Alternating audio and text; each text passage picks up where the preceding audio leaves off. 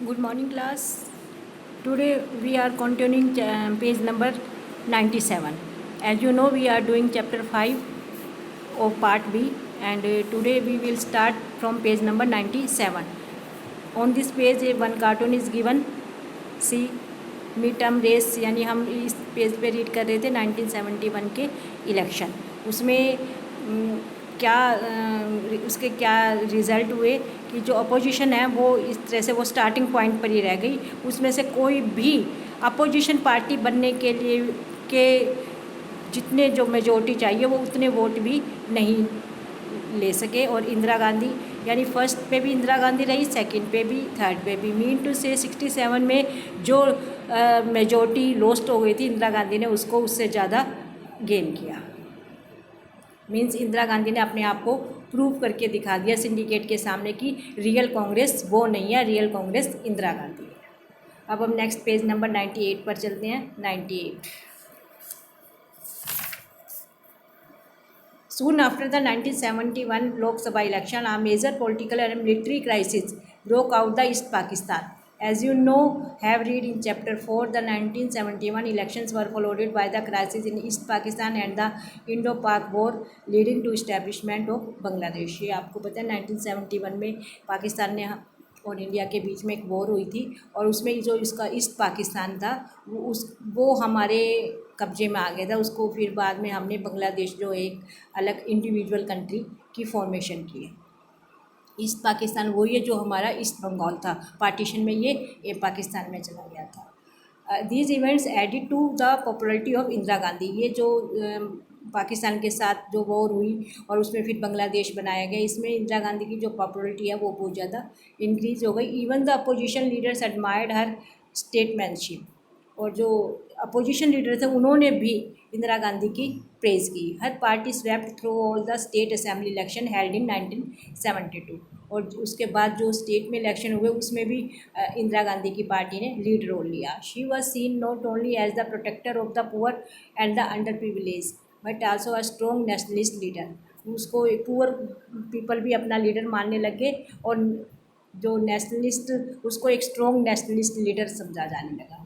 The opposition to her इधर with in the party और outside it simply did not matter. जो opposition थी या उसकी पार्टी के अंदर की थी या बाहर की थी, उसका कोई भी अब मैटर नहीं रह गया था। With two successive elections victories, one eight the centre and other at the states level, the dominance of Congress was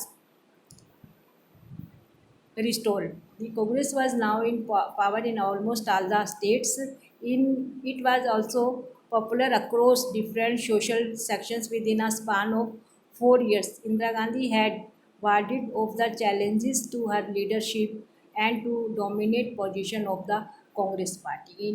ये जो दो इलेक्शंस हुए 71 में सेंट्रल गवर्नमेंट में और 72 में स्टेट गवर्नमेंट में, इन दोनों इलेक्शन से कांग्रेस पार्टी का जो डोमिनेंस है वो फिर से प्रूव हो गया। और जो स्टेट्स 1967 के फोर्थ जनरल इलेक्शन में से निकल गए थे हाथ से, वो भी अब पार्टी के इन्फ्लुएंस में आ गए। और इंदिरा गांधी ने अपने आप को प्रूव कर दिया सिंडिकेट के सामने कि रियल जो कांग्रेस है वो कांग्रेस आर है, कांग्रेस ओ नहीं है। ये जैसे आपका इसमें कार्टून दे रखा, कार्टून क्वेश्चन हम बाद में जूम क्लास में ही करेंगे। वैसे इस कार्टून से ये कि जैसे ये इंदिरा गांधी है, बाकी सब ये अपोजिशन के लीडर है, कि कैसे इंदिरा गांधी इनको अपने लिए यूज़ कर रही है। नेक्स्ट जो है आपका रिस्टोरेशन। यहाँ पर आपका ये एक मूवी है जंजीर, ये इसी टाइम में बनी थी 1973 में। आप इसको रीड कर लेना, इसमें भी इसी से रिलेटेड कुछ बात है। रिस्टोरेशन में क्या है, but does it mean that the Congress system was restorated. क्या इसका मीनिंग ये था कि कांग्रेस सिस्टम फिर से इस्टेब्लिश हो गया था। But Indira Gandhi had done was not a revival of old Congress party. In many ways she had री इन्वेंटेड द पार्टी। कई तरह से उसने अपनी पार्टी को री इन्वेंट किया। The party occupied a similar position in terms of its popularity as in the past. जैसे जो पास्ट में कांग्रेस पार्टी की जो पॉपुलरिटी थी, इन पार्टी ने वही पॉपुलरिटी को ऑक्यूपाई कर लिया। But it was a different kind of a party, लेकिन वो उस पार्टी से डिफरेंट पार्टी थी। It rallied entirely on the popularity of supreme leader. It had a somewhat weak organizational structure. This Congress party now did not have many factions, thus it could not accommodate all kind of opinions and interest. ये जो Congress party थी उसमें अब कोई भी faction यानी कोई भी पार्ट या कोई भी उसके टुकड़े नहीं थे। अब वहाँ वहाँ पर अब कोई भी जो ओपिनियन और इंटरेस्ट अकोमोडेट नहीं हो सकता था। While it won elections it depended more on some social groups, the poor, the women, Dalit, Adivasis and minority. इन्हीं सभी की हेल्प से ही उन्होंने इलेक्शन को जीता था। This was a new Congress that had emerged, thus Indira Gandhi restored the Congress system by changing the nature of the Congress system itself. Indira Gandhi ने Congress system में चेंज करके एक जो कांग्रेस को एक नई जो कांग्रेस बना दिया था। Despite being more popular, the new Congress did not have the kind of capacity to observe all tensions and conflict that the Congress system was known. और इन सारी पॉपुलरिटी के साथ साथ जो ये न्यू कांग्रेस बनी थी उसके पास ये कैपेसिटी थी कि वो सारी जो टेंशन्स और कॉन्फ्लिक्ट है उसको भी अब्जॉर्ब कर सके, उसको भी वो फेस कर सके। While the Congress consolidated its position and Indira Gandhi assumed a position of unprecedented political authority,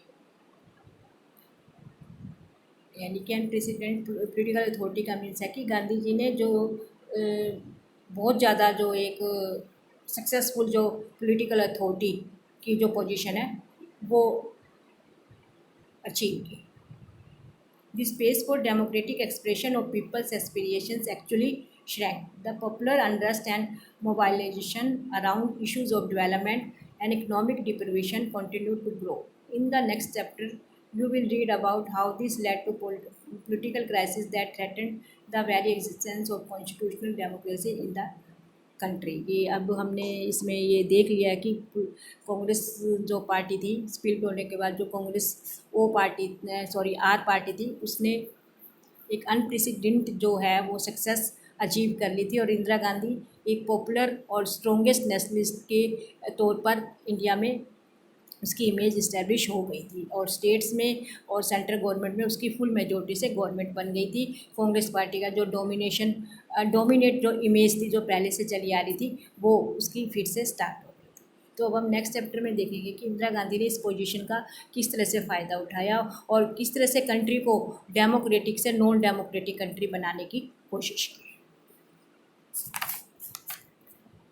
next page पर बच्चों आपका इसमें एक्सरसाइज है, ये आपको नेक्स्ट पेज 100 पर आपकी एक्सरसाइज दी हुई है। इसमें फर्स्ट जो क्वेश्चन है वो आपका ट्रू फॉल्स का है। Which of the statements about the 1967 election is or correct or non correct. A, Congress won the Lok Sabha election but lost the assembly election, ये राइट है। Congress lost both Lok Sabha and assembly election, false. Congress lost majority in the Lok Sabha but formed a coalition government with the support of some other parties, ऐसा नहीं हुआ था, ये भी false है। Congress retain power at the centre with an increase majority, ये right है कि कांग्रेस ने अपनी जो पावर को रिटेन कर लिया था नेक्स्ट इलेक्शन में। उसके बाद आपका मैच द फ्लोइंग है। सिंडिकेट का आंसर आएगा a group of powerful within the Congress.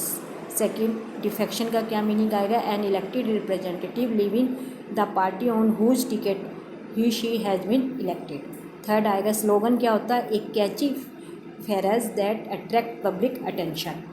And anti Congressism क्या था, parties with different ideological position coming together to oppose Congress and it's policies, ये आपका मैच द फ्लोइंग है। थर्ड क्वेश्चन है हुम would you identify with the flowing slogans, ये जो slogans दिए हुए हैं किस किस ने दिया है, जय जवान जय किसान लाल बहादुर शास्त्री जी, इंदिरा हटाओ ग्रैंड अलायंस, गरीबी हटाओ इंदिरा गांधी।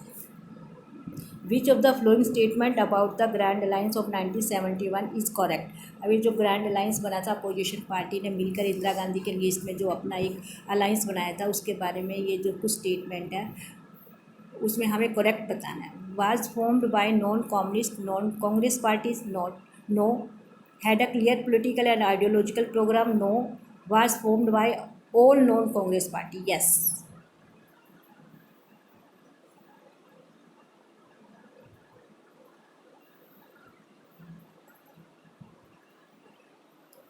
क्वेश्चन नंबर 4 में बच्चों ए आंसर राइट आएगा, was formed by non communist non Congress parties.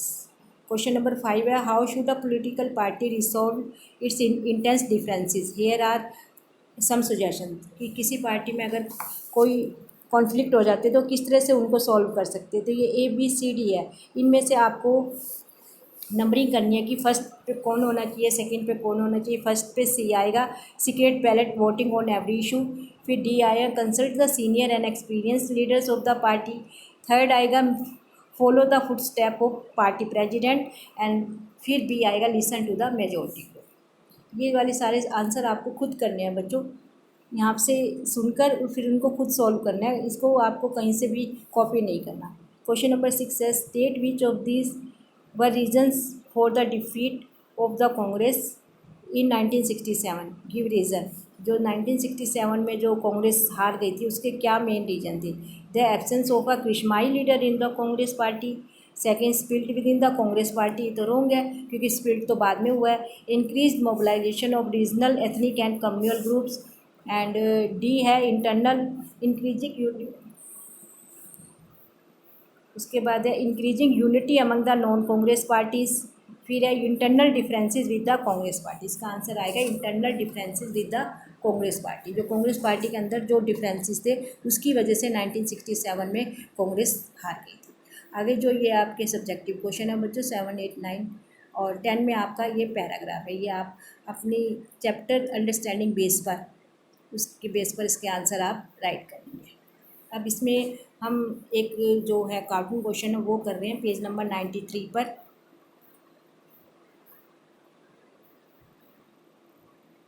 Page number 93 पर बच्चों आपका ये कार्टून दिया हुआ है। इसके जो क्वेश्चन है ये इंपॉर्टेंट कार्टून है, इसलिए इस वीडियो में कर रहे हैं, बाकी कार्टून हम जूम क्लास में करेंगे। फर्स्ट क्वेश्चन है, what does the cartoon represent. ये कार्टून क्या रिप्रेजेंट कर रहा है। प्रेसिडेंट इलेक्शन 1969 की, जो इंदिरा गांधी के जो नॉमिनेट जिन्होंने किया था VV गिरी को, वो जीत गए। सेकंड क्वेश्चन है, identify the lady to the cartoon and give reason for her pleasure. जैसे ये लेडी कौन है और ये इतनी हैप्पी क्यों शो हो रही है, इसका आंसर आएगा lady shown in the cartoon to Indira Gandhi. Winning of the candidate VV Giri in the presidential election is the reason for her pleasure. ठीक है। थर्ड जो है आपका वो क्वेश्चन है, identify the person wearing garland in winning position. जो कि garland पहन के विनिंग पोजीशन में पर्सन, वो कौन है, बिल्कुल क्लियर है, VV गिरी। फोर्थ है, who is trying on the laying on the ground. Ground पर कौन लेटा है, वो ऑब्वियसली नीलम संजीवा रेड्डी आएगा, जिनको अपोजिशन ने खड़ा किया था, नहीं सॉरी अपोजिशन नहीं, सिंडिकेट ने खड़ा किया था, Neelam Sanjiva Reddy. And fifth question है, who is watching the person lying on the ground. और उसको देख कौन रहा है, जो लेटा हुआ है उसको, जैसे ये पर्सन जो देख रहा है वो कौन है, वो नील जंपा है। ये कांग्रेस के भी ऐसे सिंडिकेट के लीडर थे, नील जंपा। ठीक है। बाकी हम जो आप इसके कार्टून क्वेश्चन है वो बच्चों हम जूम क्लास में ही करेंगे। ये VV गिरी का एक स्केच दिया हुआ, कैरेक्टर स्केच, इसको भी आप छोटा सा शॉर्ट में अपनी नोटबुक में राइट कर लेंगे। आज ये वीडियो यहीं तक बच्चों। अब जूम क्लास में हम सारी जो चैप्टर है उसकी रीडिंग करेंगे। फ्राइडे को एंड सैटरडे को आप इस चैप्टर से रिलेटेड अपने जो डाउट है वो मुझसे ले सकते हैं। Okay student, bye.